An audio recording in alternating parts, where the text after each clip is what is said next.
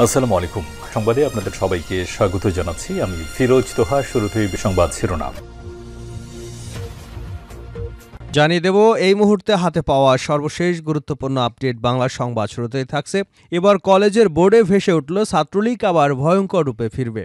নড়াইলের লোহাগড়া সরকারি আদর্শ কলেজের ডিজিটাল সাইনবোর্ডে ভেসে উঠেছে ছাত্রলীগ আবার ভয়ঙ্কর রূপে ফিরবে। জয় বাংলা, জয় বঙ্গবন্ধু। শেখ হাসিনা আবার আসবে বীরের বেশে।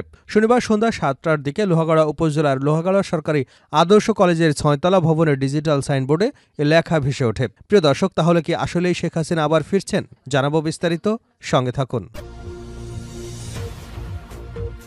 এবারে জানাবো, রাজশাহীতে বিএনপি দু গ্রুপের সংঘর্ষে আহত ১৭। রাজশাহীর তানোর উপজেলায় বিএনপি দু গ্রুপের সংঘর্ষের ঘটনা ঘটেছে।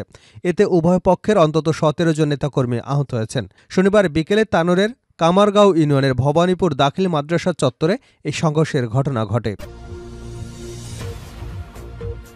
জানাবো, দেশে নতুন ষড়যন্ত্র শুরু হয়েছে। দেশে আবারও নতুন করে ষড়যন্ত্র এবং চক্রান্ত শুরু হয়েছে বলে মন্তব্য করেছেন বাংলাদেশ জাতীয়তাবাদী দলের মহাসচিব মির্জা ফখরুল ইসলাম আলমগীর। তিনি বলেন, এই ষড়যন্ত্র ও চক্রান্তের সামনে আমরা মাথা নত করব না। সবখানে বৈষম্য রয়েছে, দুর্নীতি হয়েছে।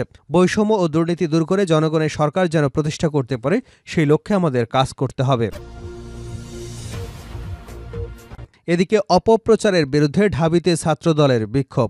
বাংলাদেশ জাতীয়তাবাদী ছাত্রদলের বিরুদ্ধে অব্যাহত অপপ্রচারের প্রতিবাদে বিক্ষোভ মিছিল করা হয়েছে। শনিবার রাতে ঢাকা বিশ্ববিদ্যালয় ক্যাম্পাসে ছাত্রদলের পক্ষ থেকে বিক্ষোভ মিছিল করা হয়। এবারে থাকছে, জাতীয় বিপ্লবী পরিষদের সমাবেশে হামলার নেপথ্যে সার্জিস। কেন্দ্রীয় শহীদ মিনারে জাতীয় বিপ্লবী পরিষদের নাগরিক সমাবেশে বক্তব্য দেওয়ার সময় কিছুক্ষণ পর গণঅধিকার পরিষদের সিনিয়র সভাপতি ফারুক হাসানের উপর হামলার ঘটনা ঘটেছে। এই হামলায় জাতীয় নাগরিক কমিটির মুখ্য সংগঠক সার্জিস আলম জড়িত বলে অভিযোগ করেছেন জাতীয় বিপ্লবী পরিষদের আহ্বায়ক খোমেনি ইহসান। এবং সর্বশেষ জানাবো ভয়াবহ সংবাদ। চীন জাপানে ছড়িয়ে পড়েছে নতুন ভাইরাস, আবারও মহামারীর শঙ্কা। নতুন আতঙ্ক, দ্য হিউম্যান মেটানিউমো ভাইরাসের প্রাদুর্ভাব বেড়েছে চীন আর জাপানে। ইনফ্লুয়েঞ্জা ধাপের এই ভাইরাস এরই মধ্যে আক্রান্ত হয়েছেন অনেকেই। ভাইরাসটি করোনার মতোই ভয়াবহ আকার ধারণ করতে পারে বলে সতর্ক করেছেন স্বাস্থ্য বিশেষজ্ঞরা। সম্প্রতি দেশটির হাসপাতালগুলোতে রোগীর ভিড় বেড়ে গেছে। এতক্ষণ শিরোনাম শুনছিলেন, এবার বিস্তারিত। প্রিয় দর্শক, আপনি যদি এই চ্যানেলে নতুন হয়ে থাকেন, ভিডিওটি দেখতে দেখতে চ্যানেলটি সাবস্ক্রাইব করে আমাদের সঙ্গে থাকুন। আর এই ভিডিও সম্পর্কে আপনি আপনার মূল্যবান মতামতটি কমেন্ট বক্সে জানিয়ে দিন। আর হ্যাঁ প্রিয় দর্শক, জানিয়ে দিন ভিডিওটি কোথা থেকে দেখছেন। এবার কলেজের বোর্ডে ভেসে উঠল ছাত্রলীগ আবার ভয়ঙ্কর রূপে ফিরবে। নড়াইলে লোহাগড়া আদর্শ সরকারি কলেজের ডিজিটাল সাইনবোর্ডে ভেসে উঠেছে ছাত্রলীগ আবার ভয়ঙ্কর রূপে ফিরবে। জয় বাংলা, জয় বঙ্গবন্ধু। শেখ হাসিনা আবার ফিরবে বীরের বেশে। শনিবার সন্ধ্যা ৭টার দিকে লোহাগড়া উপজেলার লোহাগড়া সরকারি আদর্শ কলেজের ৬তলা ভবনের ডিজিটাল সাইনবোর্ডে এই লেখা ভেসে ওঠে। এই ঘটনার পর বিক্ষোভ এবং প্রতিবাদ সমাবেশ করেছেন লোহাগড়া উপজেলা ছাত্র দলের নেতাকর্মীরা। বিষয়টি নিয়ে এরই মধ্যে এলাকায় আলোচনা সমালোচনা শুরু হয়েছে। ছাত্রদল ও বিএনপি নেতাকর্মীরা এ বিষয়ে দ্রুত তদন্তপূর্বক ব্যবস্থা নিতে প্রশাসনের প্রতি আহ্বান জানিয়েছেন। নড়াইল জেলা ছাত্রদলের সাধারণ সম্পাদক খন্দকার মাহমুদুর রহমান সানি বলেন, নড়াইল জেলা ছাত্রদলের নেতাকর্মীরা সারাদিন সজাগ ছিল, বিভিন্ন এলাকায় টহল দিচ্ছিল, কিন্তু দুষ্কৃতকারীরা রাতের আধারে এটা করেছে। আমরা এই প্রতিষ্ঠানের বিরুদ্ধে প্রয়োজনীয় ব্যবস্থা নেব। লোহাগড়া সরকারি আদর্শ কলেজের ভারপ্রাপ্ত অধ্যক্ষ কামরুন নাহার লিনাকে একাধিকবার ফোন করলেও তিনি ফোন রিসিভ করেননি। লোহাগড়া থানার ভারপ্রাপ্ত কর্মকর্তা মোহাম্মদ আশিকুর রহমান বলেন, এই ঘটনার তদন্ত করে আইনি ব্যবস্থা নেওয়া হবে। লোহাগড়া উপজেলা নির্বাহী কর্মকর্তা আবু রিয়াদ বলেন, ঘটনার পরপর ডিজিটাল সাইনবোর্ডটির সংযোগ বিচ্ছিন্ন করা হয়েছে। এটির অপারেটর দুজনকে ডাকা হয়েছে, তদন্ত করে এ বিষয়ে ব্যবস্থা নেওয়া হবে। এর আগে চুয়াডাঙ্গার জীবননগরে উপজেলার একটি প্রাথমিক বিদ্যালয় মূল ফটকের ডিজিটাল সাইনবোর্ড স্ক্রিনে আওয়ামী লীগ আবার ভয়ঙ্কর ফিরবে লেখা ভেসে ওঠে। বুধবার সন্ধ্যার পর উপজেলার আন্দুলবাড়িয়া বালিকা সরকারি প্রাথমিক বিদ্যালয়ের মূল ফটকের সাইনবোর্ডের স্ক্রিনে এ লেখা ভেসে উঠতে দেখেন স্থানীয়রা। রাজশাহীতে বিএনপি দু গ্রুপের সংঘর্ষে আহত ১৭। রাজশাহীর তানোর উপজেলায় বিএনপি দু গ্রুপের সংঘর্ষের ঘটনা ঘটেছে। এতে উভয় পক্ষের অন্তত ১৭ জন নেতাকর্মী আহত হয়েছেন।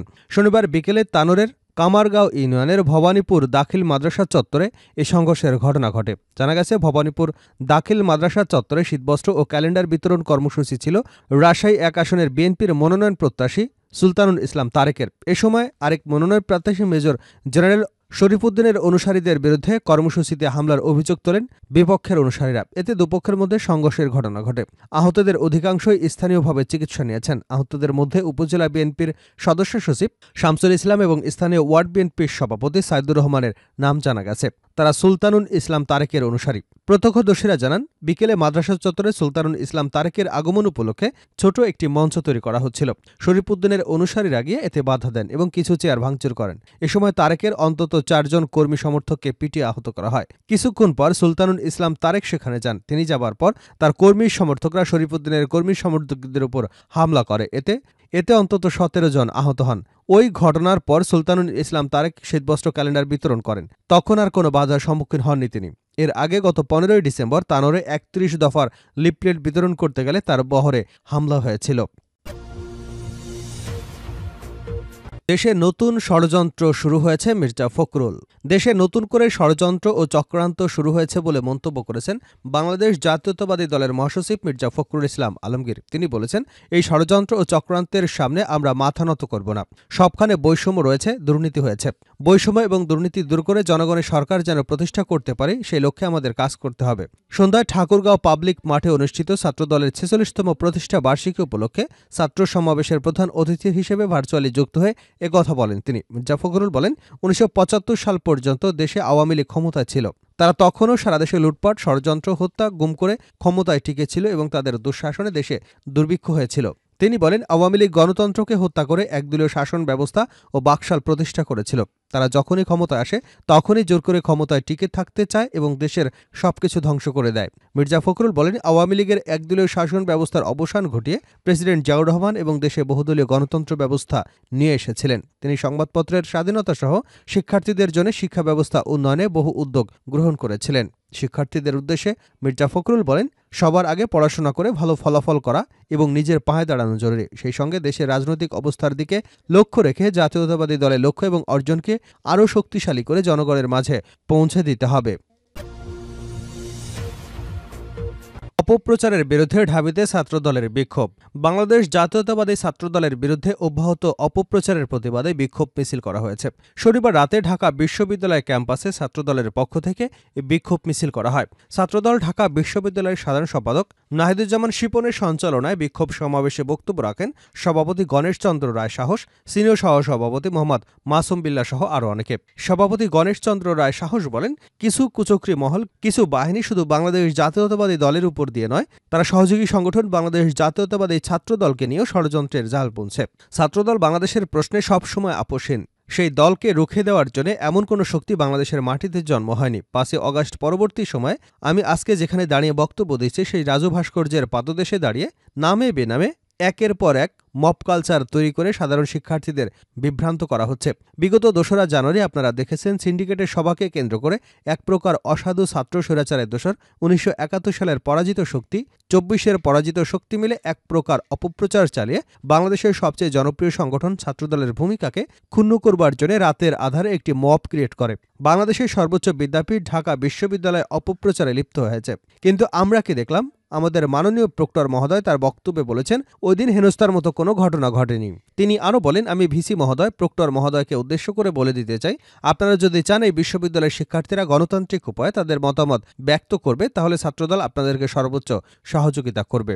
আমরা যদি কোনোভাবে বুঝতে পারি, প্রিয় ভিসি এবং প্রক্টর স্যার, আপনারা মব ক্রিয়েটের সঙ্গে সরাসরি জড়িত, তাহলে আমার পক্ষ থেকে আপনাদের প্রতি হুঁশিয়ারি জ্ঞাপন করছে।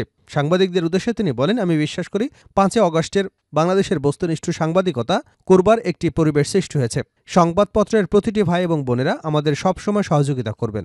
আপনাদের সহযোগিতা পেলে প্রতিটা ক্যাম্পাসে আমরা এমনভাবে কার্যক্রম পরিচালনা করব যাতে সাধারণ শিক্ষার্থীরা আমাদের দেখে বাহবা দিতে বাধ্য হন।